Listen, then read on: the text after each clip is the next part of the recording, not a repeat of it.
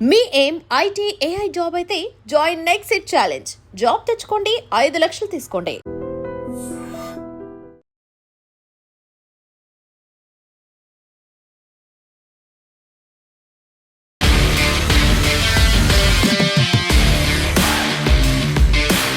నమస్తే, welcome to iDream weekend update with Kavitha. మనతో పాటుగా ఉన్నారు foundation for democratic reforms founder doctor Jayaprakash Narayana గారు.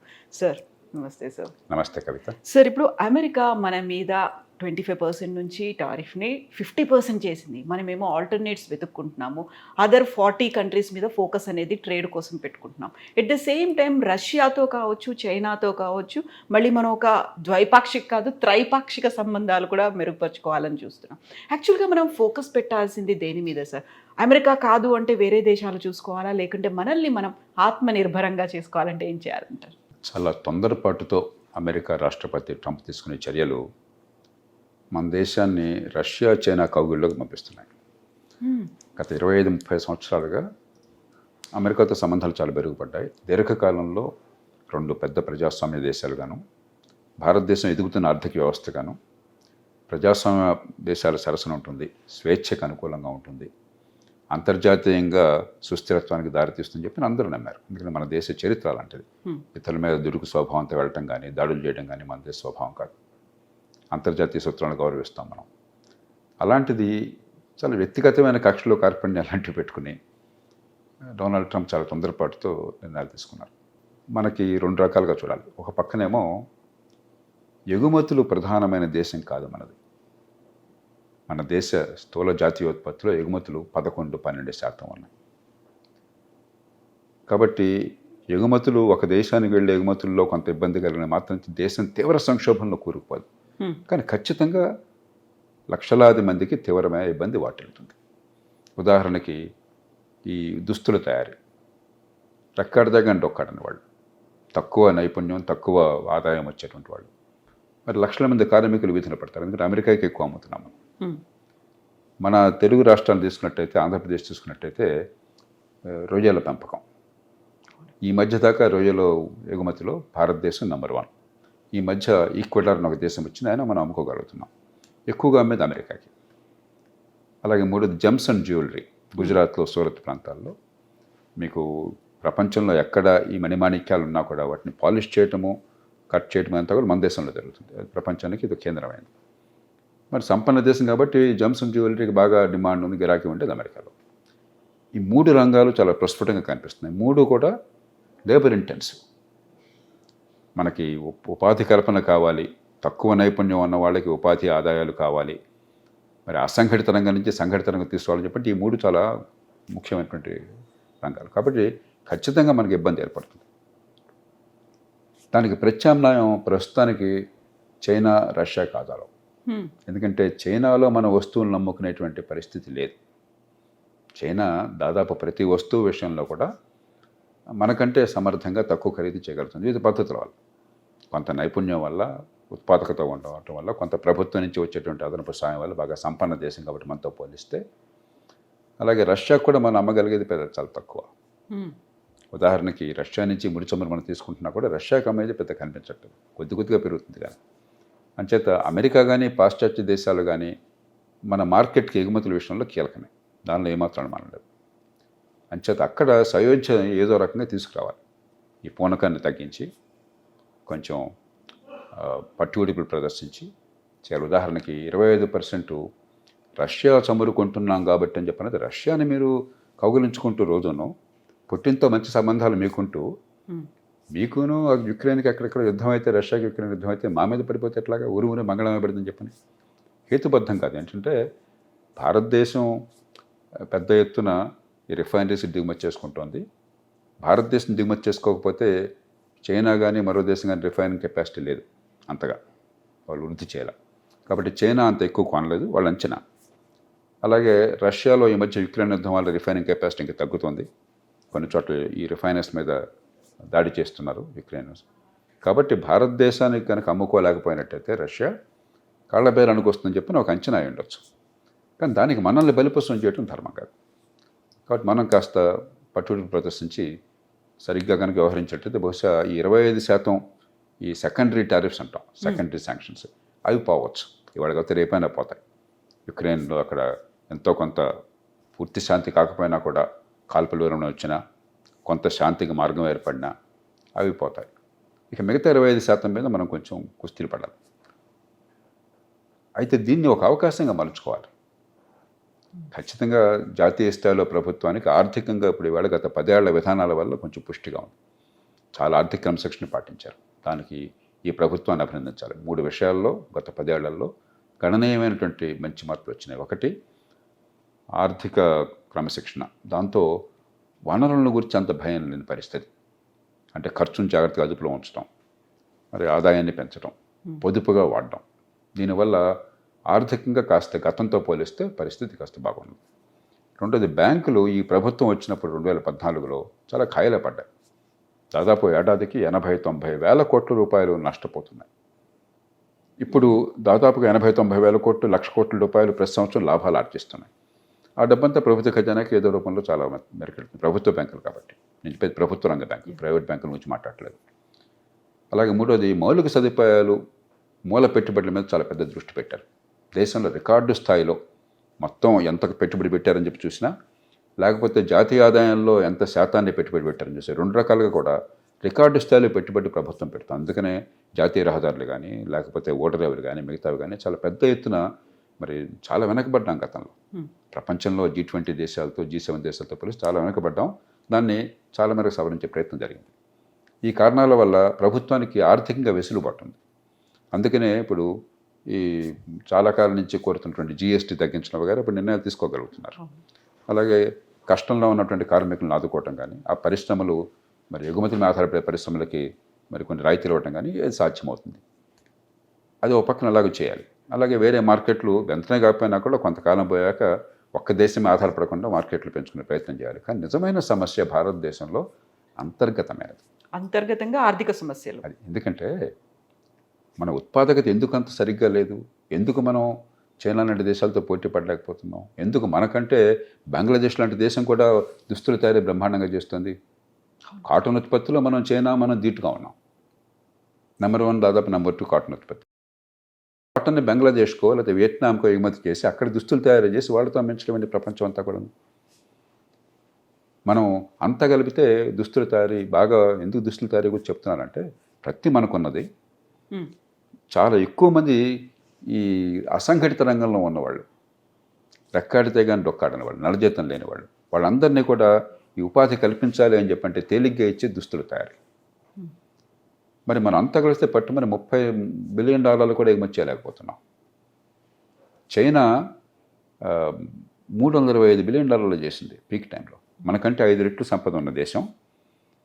మనలాగా మరి అసంఘటిత రంగం అంత పెద్దది లేదు. రెక్కాడితే డొక్కాడిన వాళ్ళు మన దేశంలాగా అంతమంది లేరు. అయినా కూడా చైనా అటు అత్యున్నత స్థాయిలో పెద్ద పెద్ద రంగాల్లోనూ, ఉదాహరణకి ఎలక్ట్రిక్ కార్లు, బ్యాటరీలు, కంప్యూటర్లు, మొబైల్ ఫోన్లు, స్మార్ట్ ఫోన్లు, ఏదన్నా అవన్నీ చేస్తున్నారు. అదే సమయంలో కింది స్థాయిలో ఉన్నటువంటివి, ఇది నైపుణ్యం పెద్దగా లేని వాళ్ళకు ఉపాధి కలిగించే కూడా మనకంటే 8 రెట్లు ఎందుకు చేయగలుగుతున్నారు? మనం ఎందుకు చేయట్లేదు?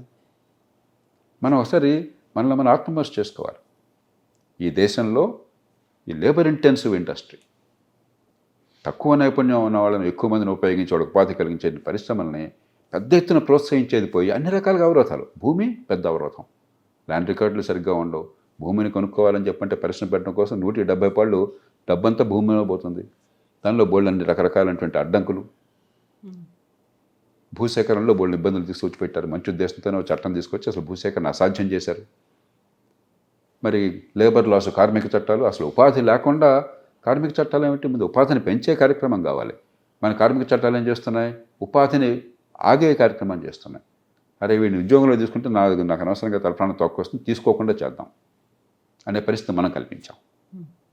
అట్లాగే నైపుణ్యం ఏది? మీకు ఆధునిక ఆర్థిక వ్యవస్థలో మీకు ఉపాధి పెరగాలని చెప్పి నైపుణ్యం కావాలి. నైపుణ్యం కావాలంటే మంచి ప్రమాణాలు, కనీసం స్కూల్ స్థాయి 10-12 ఏళ్ళు మంచి విద్య కావాలి. రోజు మొత్తుకుంటున్నాం మనం. నిన్న మొన్న కూడా నేషనల్ అచీవ్మెంట్ సర్వే వచ్చింది. దానిలో ఏం చెప్పారు? చిన్న చిన్న లెక్కలు చేయాలని చెప్పంటే 9వ తరగతిలో 100కి 30-40 మంది మాత్రమే కొంతనే చేయగలుగుతున్నారు. 90-95% మంది పాస్ అవుతుంటే ఆ క్లాసుల్లో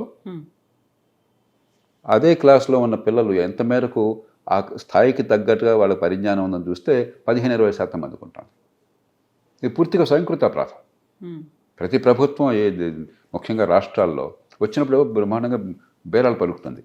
కానీ 30 ఏళ్ల నుంచి చదువు ఇట్లాగే తగలడింది. దాంతో ఏమైంది, పేద కుటుంబాలకి డబ్బున్న వాళ్ళు చదువుకున్న వాళ్ళే తంటాలు పడుతున్నారు. ఖరీదైన ప్రైవేట్ స్కూల్ కావచ్చు, ఇంట్లో ట్యూషన్లు కావచ్చు, అయితే వాళ్ళు డబ్బును తంటాలు పడుతున్నారు. కానీ దిగువ మధ్యతరగతి పేద కుటుంబాల్లో పిల్లలకి చదివించాలన్న కోరిక ఉన్నది, ఆ పిల్లలు ఎదగాలన్న కోరిక ఉన్నది. కానీ ఇది అవకాశం లేకుండా పోతుంది, కొద్దిమంది తప్ప. వాళ్ళందరికీ కసి, ఆక్రోశం. గవర్నమెంట్ పార్టీలు ఏం చేస్తున్నాయి, ప్రభుత్వ ఉద్యోగాలు ఇచ్చేస్తాం, మెగా డిఎస్సి పెడతాం, లేకపోతే జాబ్ క్యాలెండర్ పెడతాం. అంటే మొత్తం ఉపాధిలో 100 మందికి ఉపాధి ఉంటే 3 ప్రభుత్వంలో ఉంటారు. ఈ 3ని మసిపూసి మారడికాయ చేసి భ్రమలు కల్పించి, అది అవసరమైతే ఏజ్ పెంచి, వయోపరిమితి పెంచి 35 దాకా చేస్తాం, 20 అంటే ప్రతి వాళ్ళకి ఉద్యోగం వస్తున్న భ్రమ కలిగించి మోసం చేస్తున్నారు. అక్కడి నుంచి అశాంతి, ఉద్యమాలు, ఆవేదనలు, కష్టాలు, కన్నీళ్ళు. ఆర్థిక వ్యవస్థ పెరగటము, ఉత్పత్తిలో పాలు పంచుకోవడం తప్ప వేరే మార్గం లేదు. అది కావాలంటే నైపుణ్యం కావాలి. ఆ నైపుణ్యాన్ని ఇచ్చేది లేదు. మరి లేబర్ ఇంటెన్సివ్ ఇండస్ట్రీ రావాలంటే అన్ని అడ్డంకులు పెడుతున్నాము. నిన్న మొన్న పత్రికల్లో వచ్చింది ఒక వార్త. రామగుండం, ఇప్పుడు రాష్ట్రంలో, తెలంగాణ రాష్ట్రంలో యూరియా కొరత ఉన్నది. రామగుండం ఫ్యాక్టరీ యూరియా ఉత్పత్తి చేస్తుంది. దాంట్లో రాష్ట్ర ప్రభుత్వానికి కూడా వాటా ఉన్నది.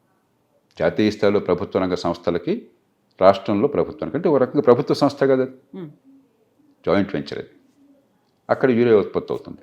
అక్కడ ఏదో సాంకేతిక కారణాల వల్ల ఫ్యాక్టరీ మూతపడింది. దాన్ని రిపేర్ చేయడం కోసం కాంట్రాక్టర్ని పెడితే శాసనసభ్యుడు ఒక ఆయన, నా సంగతి చూస్తే తప్ప, నాకు ముడితే తప్ప దాన్ని ఎలా నడుస్తూ చూస్తానని చెప్పి అడుగుతున్నాడు. చివరికి మన మంత్రివర్గంలో మంత్రులు చేసిందేంటి, పిలిచి బతిమలాడి బుజ్జగించి ఏదో చెప్పాల్సి వచ్చిందట. ఇంకా పరిశ్రమలు అట్లా వస్తాయి. ప్రభుత్వ సంస్థనే మనం ఇట్లా చేస్తుంటే, యూరియా ఉత్పత్తి చేసే ప్రభుత్వ సంస్థ, యూరియా కొరత ఉన్నది రైతులకి, అక్కడ కూడా మనం అదుపు చేయలేకపోతే ఈ రాజకీయంలో ఉన్న వికృత చేష్టల్ని, మనకు ఆర్థిక పరిస్థితి ఎట్లా బాగుపడుతుంది? అదేమంటే 30 కోట్లు ఖర్చు పెట్టాం ఎలక్షన్లో, మరి మేము సంపాదించాలి కదా, రికవరీ అవ్వాలి. అది ఎక్కడ ఏమిటని చెప్పిన ఇదే లేదు. అంచేత ఈ సమస్యలన్నీ అంతర్గతమైనవి. దీనివల్ల ఏమవుతుంది, బడితున్నవాడిదే బర్రె అయిపోయింది. ఈ బడితున్నవాడిదే బర్రెగా ఉంటే పారిశ్రామికీకరణ ఒక స్థాయి నుంచి జరగదు. చాలా పెద్దవాళ్ళు, కొంచెం బలం ఉన్నవాళ్ళు, ముఖ్యమంత్రి, ప్రధానమంత్రి స్థాయిలో సంబంధాలు ఉన్నవాళ్ళు ఏదో ప్రయత్నం చేసుకుంటారు. మిగతా వాళ్ళు చిన్న మధ్యతరగతి పరిశ్రమలు ఉండవు. ఉపాధి కలగాలంటే చిన్న మధ్యతరగతి పరిశ్రమలు. కాబట్టి భారతదేశంలో ఆర్థికాభివృద్ధికి అవరోధం ప్రధానంగా అంతర్గతమైనది. రాష్ట్రాలేమో ఉన్న డబ్బన్ని కర్పూరహార చేసేస్తున్నాయి. పెద్ద పెద్ద 1,00,000 కోట్ల ప్రాజెక్టు, 2 లక్షల కోట్ల ప్రాజెక్టులు, ప్రజలకు ఫలితం వస్తున్నారో లెక్కలేదు. హైదరాబాద్ నగరంలో మెట్రో ఎంత బ్రహ్మాండంగా చేస్తే 300 కోట్లు కనుక అదనంగా వాళ్ళకి లోను ఏదో ఇచ్చినట్టయితే, ఒక 10 ట్రైన్లు 30 కోచ్లు వచ్చినట్టయితే రద్దీ ఉండదు. హైదరాబాద్కి 1,000 కోట్ల రూపాయలతో డబ్బులు తోడుకొస్తున్నాం మనం. మంచినీళ్ళు 40-45% మూసీ నదిలో కలిసిపోతున్నాయి. దాని గురించి మనకు ధ్యాస లేదు. ఇవన్నీ చేయకుండా మనం పెద్ద పెద్ద మాటలు మాట్లాడుతాం, పెద్ద పెద్దది. కాబట్టి ఆర్థిక క్రమశిక్షణ, మంచి ప్రమాణాల విద్య, చిన్న పరిశ్రమలు, ముఖ్యంగా ఈ లేబర్ ఇంటెన్సివ్ పరిశ్రమలు పెంచడం కోసం మన లేబర్ రిఫార్మ్స్, ల్యాండ్ రిఫార్మ్స్, తర్వాత ఎక్కడికక్కడికి చిన్న పట్టణాలను పెంచడం, అందరూ హైదరాబాద్కి రావాలి, అందరూ బెంగళూరుకు పోవాలని చెప్పంటే నరకంలో పేస్తున్నారు. మీరు చూస్తున్నారు కదా, ఇప్పుడు ఇక్కడ రావాలన్నా కూడా ట్రాఫిక్ ఎట్లా ఉంది మీరు చూస్తున్నారు కదా, ఏ టైంలో చూసినా కూడా. ఇంకా ఎంతకాలం ఆర్థిక వ్యవస్థ నిలబడుతుంది, జనజీవనం ఎంత బాగుంటుంది? ఎక్కడైనా చిన్న పట్టణాలు పెంచి ఏర్పాటు చేస్తే, చిన్న చిన్న ఉద్యోగాలు అక్కడే వాళ్ళు సెటిల్ అయిపోయినట్టయితే ఆర్థికాభివృద్ధి విస్తరిస్తుంది. కోట్ల మంది గ్రామాల నుంచి ఆ చిన్న పట్టణాలకి ఊరి దగ్గరలోనే వచ్చి బాగుపడతారు. ఇవన్నీ మన చేతుల్లో ఉన్నాయి, అమెరికా చేతుల్లో, ట్రంప్ చేతుల్లో లేవు. ఇప్పుడు ఒక చైనా ఎందుకు ధీటుగా నిలబడుతుంది? వాళ్ళన్నీ సరైన పద్ధతులను పాటించారు గత 30-40 ఏళ్ళలో. కాబట్టి ఒకవేళ ఒడిదుడుకులు వచ్చినా కూడా దేశం సంక్షోభంలో ఉందన్న భయం లేదు వాళ్ళకి. అంతర్గతంగా బలం ఉన్నది, ఆర్థిక బలం ఉన్నది, సామాజిక బలం ఉన్నది, విద్య ఉన్నది, ఉత్పాదకత ఉన్నది. మనం అది చేయకుండా ఎన్ని మాట్లాడిన ప్రయోజనం లేదు. ఒక సంక్షోభాన్ని అవకాశంగా మలుచుకోవాలి. ఇది ఖచ్చితంగా పెద్ద సంక్షోభం కాదు, ఇండియా తట్టుకోగలదు, కానీ ఒక చిన్న సంక్షోభం, దాన్ని అవకాశంగా మలుచుకున్నారు. 1991 అదే చేశాం. పివి నరసింహారావు గారు, మన్మోహన్ సింగ్ ఏం చేశారు, ఏదో మొక్కుబడిగా తాత్కాలికంగా కాకుండా కొన్నైనా చిత్తశుద్ధితో చేశారు. లేకపోతే దేశం అధ్వానం పాలయ్యేది. ఆ సంక్షోభం నుంచి గట్టెక్కడమే కాదు, ఆర్థికంగా ఆనాటికి ఈనాటికి అసలు పోలిక లేదు. ఆనాడు మీకు కార్లు కావాలంటే అంబాసిడర్, ఫియట్ 2 కార్లు, అది కూడా మీరు ప్రీమియం చెల్లించాలి. నాకు బాగా గుర్తున్నది, నేను మొట్టమొదటి కారు కొన్నప్పుడు ప్రీమియం చెల్లించాల్సి వచ్చింది ఆ కారు కొనడానికి. ఆ కారు ప్రైసే కాకుండా వాడు మనకి రాయితీలు ఇచ్చి కొనండి అని చెప్పి అడిగే బదులు మనం బాబు నాకు కారు కావాలి, టైంకి అందదు కాబట్టి. ఫోన్ కావాలంటే నరకం, మనందరం చూసాం ఆ రోజుల్లో. ల్యాండ్లైన్ రావాలి అంటే ఎంత కష్టం. ఓన్ టెలిఫోన్ కింద డబ్బులు కట్టి కొన్నేళ్ళు వెయిట్ చేసి ప్రతిదానికి మధ్యలో వాడి తల కాస్త పంజారం చేసి లేకపోతే మనకు అందేది కాదు. ప్రతిదీ మనకు కొరతే. ఇవాళ అదేం లేదు. ఎందుకు సాధ్యమైంది? ఆర్థిక సంస్కరణల వల్ల. ఆ సంక్షోభాన్ని అవకాశంగా మలుచుకున్నాం. ఇవాళ కూడా ఈ మినీ సంక్షోభాన్ని అవకాశంగా మలుచుకుని ఈ మార్పులు తెస్తే అప్పుడు ఖచ్చితంగా దేశంలో ఆర్థిక ప్రగతి ఉంటుంది, ప్రపంచంలో ఒడిదుడుకులు తట్టుకునే శక్తి వస్తుంది. లేకపోతే ఎప్పుడు మరి దినదినగండం నూరేళ్ళ ఆయుష్లాగా ఉండకూడదు ఇంత పెద్ద దేశం. సో ఇప్పుడు వోకల్ ఫర్ లోకల్ అనే కాన్సెప్ట్ గతంలో వచ్చింది. ఆత్మనిర్భర్ భారత్ అనేది మన ప్రొడక్ట్స్ని మనమే వాడుకోవాలి, యూస్ చేయాలి అనేది ఇవన్నీ వచ్చిన తర్వాత అది నినాదం అవుతోంది. నిజంగా మీరు చెప్పినట్టుగా ఎగ్జిక్యూషన్లోకి రావాలి, ప్రతి ఒక్కరికి రీచ్ అవ్వాలి అంటే ఇంకా ఏం జరగాలంటారు? ఇప్పుడు ఆధునిక యుగంలో కవిత పూర్తిగా స్వావలంబన ఏ దేశానికి సాధ్యం కాదు. మన సప్లై చైన్స్ అంటాం. ఈ సప్లై చైన్స్లో ఏది ఎక్కడ ఉత్పత్తి అవుతుందో మనం చెప్పను కూడా చెప్పలేం. అంతగా ఒక ఫోన్ అంటే లేకపోతే వాచ్ ఉంటే ఏదో ఒక చిన్న స్క్రూ ఎక్కడో అవుతుంది, మరో ఇంకో గ్లాస్ ఇంకో చోట అవుతుంది, ఈ మెటల్ స్టాప్ ఇంకో చోట అవుతుంది. ప్రపంచంలో అంతా ఇంటిగ్రేట్ అయిపోయినాయి. కానీ వీలున్నంత మేరకు ఖచ్చితంగా మన దేశం ఇతరులను ఆధారపడకుండా మన ఉత్పత్తిని పెంచే ప్రయత్నం చేయాలి. మనం అమ్ముకోవాలి కానీ వాళ్ళ కొనుక్కోవటం కాకూడదు. అప్పటి అడ్డు పట్టడం కాదు, అంటే మన ఉత్పాదకత పెరగాలి, మనం పోటీలో తట్టుకోగలగాలి. మన వస్తువుల మన్నిక కానీ ఖరీదు కానీ మిగతా వాళ్ళతో సమానంగా ఉండాలి, వాళ్ళకంటే ఇంకా బాగుండాలి. కొంతమేరకు ఆ పరిస్థితి వస్తుంది. గతంలో విదేశాల నుంచి వస్తే తప్ప మనకు అసలు ఏమి పనికొచ్చేవి కాదు. ఇప్పుడు అలా కాదు. మన కార్లు కానీ మిగతావి కానీ ఈ దేశంలో ఉత్పత్తి అవుతున్నాయి, మొబైల్ ఫోన్లు కూడా ఉత్పత్తి అవుతున్నాయి. కానీ ఇంకా చాలా రంగాల్లో మనం ఇతరుల మీద ఆధారపడి ఉన్నాం. రెండోది వోకల్ ఫర్ లోకల్లో నాకు అర్థమైంది ఏంటంటే, ఒకప్పుడు ఇప్పుడు కొంచెం తగ్గింది అనుకుంటున్నాను నేను, ఈ ఫ్యాన్సీఫుల్గా విదేశీ వస్తువు అంటే మోజు, లగ్జరీ బ్రాండ్స్, అది అవసరం ఉన్నా లేకపోయినా కూడా బ్రాండ్ కోసం కొనటం, మన డబ్బులు తగలేయటం, దాంతో ఏమవుతుంది, మన విదేశీ మార్గ ద్రవ్యం పోతుంది. ఆ దేశంలో ఉత్పత్తి చేసేవాడిని పోషిస్తున్నాం, మన దేశంలో ఉత్పత్తి చేసేవాడిని మనం నిర్లక్ష్యం చేస్తున్నాం. కాబట్టి మన అంతర్గతంగా మనకు ఉండాలి. అది ఉందని నేను నమ్ముతున్నాను. భారతదేశంలో ఇతర దేశాల వస్తువులు ఇక్కడికి వచ్చిన మాత్రం చేత ప్రజలను తిరిగి కొనరు. మన వినియోగదారులు చాలా ఆచితూచి వ్యవహరిస్తారు.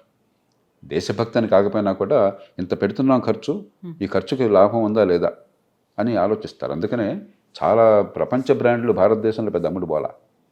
పెద్ద పెద్ద మల్టీనేషనల్ కంపెనీస్ ఇండియాలో మీరు కోకోకోలా దగ్గర నుంచి అయితే పెద్ద లాభాలేమి ఈ దేశంలో ఆర్జించాల.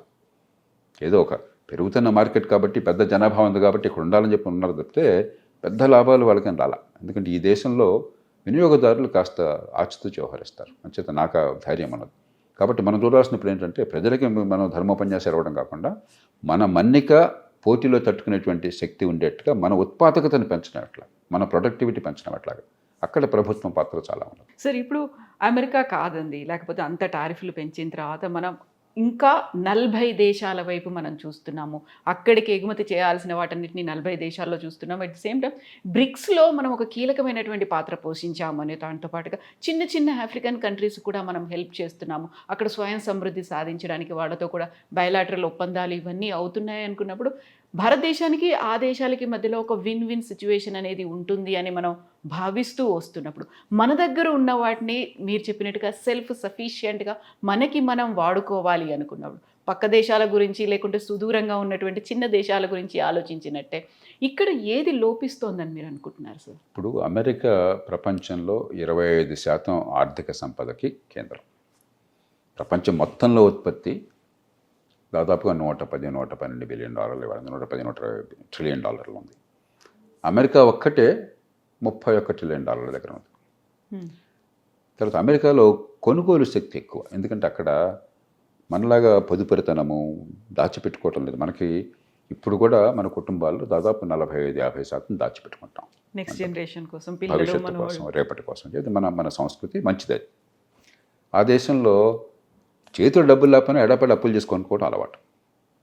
క్రెడిట్ కార్డులు కానీ మరొకటి కానీ ఈఎంఐలు కానీ చాలా మనం కూడా ఇప్పుడు మంచి నేర్చుకుంటున్నాం, దానికి వెళ్ళిపోతున్నాం మనం. కానీ ఇంకా స్థాయికి రాదు. అంచేత అమెరికా కొన్న కొనుగోలు శక్తి మరి ఎవరికి లేదు. ఆ కారణంగా ప్రపంచ మార్కెట్లో 25% అమెరికాలో ఉంది, అందుకంటే ఎక్కువ కూడా ఉండొచ్చు. ఇప్పుడు అమెరికాకి ప్రత్యామ్నాయంగా వెంటనే వచ్చే శక్తి ఎవరికి లేదు. క్రమక్రమంగా ఎదుగుతున్నాం. గతంతో పోలిస్తే ఇప్పుడు ఈవేళ చైనా ఉంది, అమెరికాకు దాదాపు ధీటుగా ఒక బలమైనటువంటి శక్తిగా ఆవిర్భవించింది. కానీ చైనా పెద్ద కొనుగోలు చేయట్లా. కొంత కొనుగోలు చేస్తుంది పూర్వంతో పోలిస్తే, అమ్ముతుంది బాగా, ఇతర దేశాలకు అమ్ముతుంది, కానీ చైనా కొనుక్కోవట్లా. అమెరికా $31 ట్రిలియన్ అంటే మీరు చెప్పే బ్రిక్స్ దేశాలన్నీ కలిపితే $32 ట్రిలియన్ ఉన్నాయి. కానీ దానిలో అత్యధిక భాగం చైనా. చైనా ఒక్కటే $17-18 ట్రిలియన్ ఉంది. మనం ఒక $4 ట్రిలియన్ ఉన్నాము. మిగతావన్నీ కలిపితే ఇంకో $7 ట్రిలియన్, $5 ట్రిలియన్ అవుతాయి. కాబట్టి ఈ దేశాలకి ప్రస్తుతం కొనుగోలు శక్తి కాలేదు. ఎందుకంటే ఆదాయం ఒక స్థాయి దాటి పెరిగితేనే కొనుగోలు శక్తి పెరుగుతుంది. మరి అమెరికాతో పాటు మీరు ఇతర G7 దేశాలను, యూరోప్ దేశాలను కలిపితే 50% ప్రపంచంలో సంపద అంతా వాళ్ళ దగ్గర ఉంది, జనాభా లేకపోయినా కూడా. కాలక్రమేణా మారుతోంది, ఆసియాఖండం ప్రాధాన్యత పెరుగుతోంది ప్రపంచంలో. కానీ మనం అమెరికాకి ప్రత్యామ్నాయంగా ప్రపంచ ఆర్థిక వ్యవస్థ వెంటనే పెరిగింది, మార్కెట్లు పెరిగినాయి, అమెరికా లేకపోయినా మిగతా మార్కెట్లో మనం అమ్ముకోవచ్చు అన్నది ప్రస్తుతానికి అది జరిగే పని కాదు, కొంతకాలం పడుతుంది. బహుశా ఒక 20 ఏళ్ల తర్వాత, 25 ఏళ్ల తర్వాత క్రమక్రమంగా అమెరికా పాత్ర కొంచెం తగ్గుతుంది. అమెరికా ప్రపంచం నెంబర్ 1గానే కొనసాగుతుంది, కానీ అమెరికా పాత్ర కొంచెం తగ్గుతుంది, మిగతా దేశాల పాత్ర పెరుగుతుంది. అది ఇప్పటికే ప్రారంభమైంది 20 ఏళ్ళుగా, వచ్చే 20 ఏళ్ళు ఇంకా పెరుగుతుంది. అంచేత మనం ఇప్పుడు ఏదో మనం ప్రపంచాన్ని జయించేసామని చెప్పిన గర్వంతో విరవగడం కాకుండా కాస్తంత నమ్రతతో కొంచెం మన భవిష్యత్ ప్రయోజనాలను దృష్టిలో ఉంచుకుని పట్టుదల ప్రదర్శించాలి. ఇప్పుడు మనకి చిన్న ఆఫ్రికా కంట్రీస్తో కూడా ఒప్పందాలు కుదుర్చుకుంటున్నాం, లేకుంటే అక్కడ ఉన్నటువంటి రేర్ ఎర్త్ మెటల్స్ని ఎక్స్ట్రాక్ట్ చేయడానికి కూడా వాళ్ళకి కావాల్సినటువంటి సహాయ సహకారాలు అందిస్తూ ఉన్నాం. మీరు చెప్పినట్టుగా ఇప్పుడు బ్రిక్స్ దేశాలకి అంత తక్కువ అనేది కెపాసిటీ ఉన్నప్పుడు చిన్న చిన్న దేశాలతో పోలిస్తే వాళ్ళతో ఫ్రెండ్షిప్స్ కావచ్చు, లేకపోతే స్వయంగా ప్రధానమంత్రి నరేంద్ర మోదీ అక్కడికి వెళ్ళి వాళ్ళతో మాట్లాడడం, ఇప్పటిదాకా ఎవరు చేయని పని మనం మోదీ చేశారు అనేటువంటి వార్తలు, విశ్లేషణలు ఇవన్నీ చూసిన తర్వాత ఎస్ మీరు చెప్పినట్టుగా అమెరికాని ఢీకొని ఇంకో చోటికి వెళ్ళడం అంటే కొంచెం కష్టమైనప్పటికీ కూడా అమెరికాలో ఉన్నటువంటి ఎకానమిస్టులు మాత్రం మనల్ని ఒక ఏనుగులాగా అభివర్ణిస్తున్నారు. అమెరికానేమో ఒక చిన్న ర్యాట్ అయినట్టు. ఎక్కువ ఊహించుకోవద్దు. కానీ మొదటి ఏంటంటే చైనా ప్రపంచంలో ఎక్కడ ఈ ఇంధనాలు ఉన్నా సరే, లేకపోతే ఎక్కడ ఓర్స్ అంటాం మనం, ఖనిజాలు ఉన్నా సరే, చాలా ముందు చూపుతూ ఆ దేశాలతో సంబంధాలు పెట్టుకుని అక్కడ మైన్స్ అన్నింటిని కూడా వాళ్ళు సొంతం చేసుకోగలిగారు. కాబట్టి ప్రపంచంలో ఈవేళ మీరు చెప్పారు ఇందాక క్రిటికల్ మినరల్స్ అని చెప్పంటాం, రేర్ ఎర్త్స్, అక్కడ 90% చైనాలో ఉత్పత్తి అవుతున్నాయి. అంటే దాదాపు టోటల్ మొనోపలీ వచ్చేసింది చైనాకి. అట్లాగే ఇతరమైన రంగాల్లో కూడా అక్కడ చాలా జాగ్రత్తగా, చాలా ముందు చూపుతూ వ్యవహరించారు. భారత్ కొంచెం నేర్చుకుని కొంచెం ప్రయత్నం చేస్తుంది ఇప్పుడు. ఒకటి ఆ కారణం. రెండోది, ఈవేళ ఆఫ్రికా చాలా ఆర్థికంగా పెరిగిందని కాదు. ఆఫ్రికాలో ఖనిజ సంపద చాలా ఉంది. మనం ఒక ప్రపంచంలో గణనీయమైన దేశంగా ఇప్పటికే 4వ ఆర్థిక వ్యవస్థగా ఉన్నాం. రేపు త్వరలో 3వ ఆర్థిక వ్యవస్థ అవుతాం. చైనా అంత స్థాయి కాకపోయినా మనకు కొంచెం కీలకమైన ప్రభావం, మన జనాభా కానీ, మన సంస్కృతి కానీ, మనకున్న ప్రభావం వల్ల. అలాంటి ఆఫ్రికాని మనం విస్మరించలేం. ఇవన్నీ కూడా దీర్ఘకాలంలో ప్రపంచంలో మన ఎంతో కొంత మన ప్రభావం ఉండటం కోసం, మనకి ఒక ప్రపంచంలో గుర్తించదగ్గ ఒక దేశంగా మన గణన కోసం అని చెప్పని ఈ దేశాలతో సంబంధాలు అవసరం. మూడోది, ఆఫ్రికా ఈవేళ జనాభా 130-140 కోట్లు ఉన్నది, 250 కోట్లు కాబోతోంది. ప్రపంచంలో అన్ని ఇతర ఖండాల్లో జనాభా తగ్గబోతోంది వచ్చే 40-50 ఏళ్లలో, భారత్తో సహా. భారత్ జనాభా బహుశా 160-165 కోట్లకి వెళ్ళి 170 దాటదు. తర్వాత అక్కడ ఆగిపోయి క్రమక్రమంగా తగ్గుతుంది. చైనా తగ్గటం మొదలెట్టింది, జపాన్ తగ్గటం మొదలెట్టింది, యూరోప్లో దాదాపు అన్ని దేశాలు తగ్గటం మొదలెట్టినాయి.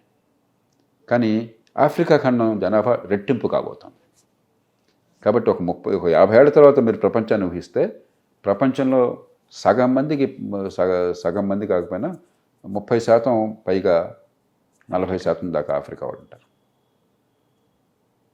అంచేత ఆఫ్రికా భవిష్యత్తును గురించి ఆలోచించాలి మనం. ఒక సత్సంబంధాలు ఈవేళ ఒక్కరోజున వెంటనే ఫలితాలు వస్తాయి కాదు. ఇప్పటికే మన దౌత్య సంబంధాలు ప్రపంచంతో అనుకున్నంత ఎక్కువగా లేవు. ఎందుకంటే మనకి దౌత్య నీతి మీద అంత దృష్టి పెట్టాల. మన ఫారిన్ సర్వీస్ అధికారులు ఉన్నారు, కొన్ని సిబ్బంది అనుకో చాలా తక్కువ. ఆయా దేశాలకి కొన్ని 100 మంది సిబ్బంది ఉంటే మనం కొన్ని 10 మంది సిబ్బందితో నడుపుకొస్తున్నాం. కాబట్టి మనం ఆ దేశాలతో సంబంధాలు పెరగాలి, దీర్ఘకాలికంగా మనకి సంబంధాలు ఉండాలి దౌత్య నీతిలో అని చెప్పంటే దృష్టి పెట్టాలి. ఆ ప్రయత్నం కొంత చేస్తున్నాం మన వనరుల మేరకు. మన దేశంలో సమస్యలను పక్కన పెట్టి ఇతరులకు సాయం చేసే శక్తి మనకు లేదు.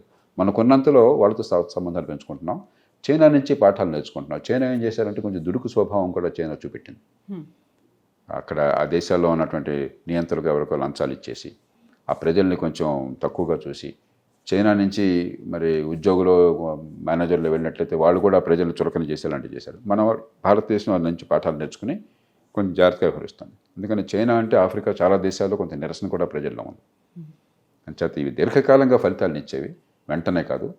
ఖచ్చితంగా ఖనిజ సంపద వీలున్నంత మేరకు మనకు నష్టం లేకుండా చూసుకోవాలి. సో ఈ ఏనుగు ఎలక ఏంటి సార్ అసలు? ఏదో ఇప్పుడు ఒక కార్టూన్లతో పోలికలను మనం సీరియస్గా తీసుకోకూడదు. మనం డెంగ్ షియాపింగ్ చైనీస్ నాయకుడు, గతించిన నాయకుడు, ఆయన చైనాలో ఈ మౌలికమైన మార్పుకి విప్లవానికి నాంది పలికాడు. మార్కెట్ విప్లవానికి, స్వేచ్ఛా వాణిజ్యానికి, ఆర్థిక ప్రగతికి నాంది పలికిన ఆయన ఎప్పుడు చెప్పేవాడు చైనాలో తన కమ్యూనిస్ట్ పార్టీని, ప్రభుత్వాన్ని ఉద్దేశించి, మీ బలాన్ని దాచుకోండి, చూపెట్టబోకండి, ప్రగల్భాలు పలకబోకండి, మెత్తగా ఉండండి. కొన్ని సమస్యలు వెంటనే పరిష్కారం కావు, ఒక తరంకాలం తర్వాత అవుతాయి, కొంపనికి పని లేదు. ప్రస్తుతం ఆర్థికాభివృద్ధి మీద, దేశాన్ని బలోపేతం చేయడం మీద, సమాజాన్ని కల్పించడం మీద దృష్టి పెట్టండి అని చెప్పాను. మనం దాని నుంచి నేర్చుకుంటే చాలా మంచిది. More videos. Please subscribe to iDream. Please subscribe to iDream. Please subscribe iDream. And please subscribe to iDream. For more videos, subscribe to iDream. Please like, share, and subscribe to the channel. Congratulations, iDream. Subscribe to iDream. Subscribe to iDream. So subscribe to iDream Media. iDream ki iDream team andarki huge congratulations. Please subscribe iDream Media. Please subscribe to iDream. Subscribe iDream. Please subscribe to iDream. iDream అంటే నా కళల channel subscribe చేసుకున్న నోరు తిరుగుతలేదు, మీరైతే గంట గుర్తు కొట్టండి. For more such videos, please subscribe to iDream. Subscribe to iDream. Please subscribe to iDream. Please subscribe iDream Media. Please do subscribe to iDream. Please subscribe to iDream Media. For best entertainment and information, please subscribe iDream. And don't forget to subscribe to iDream.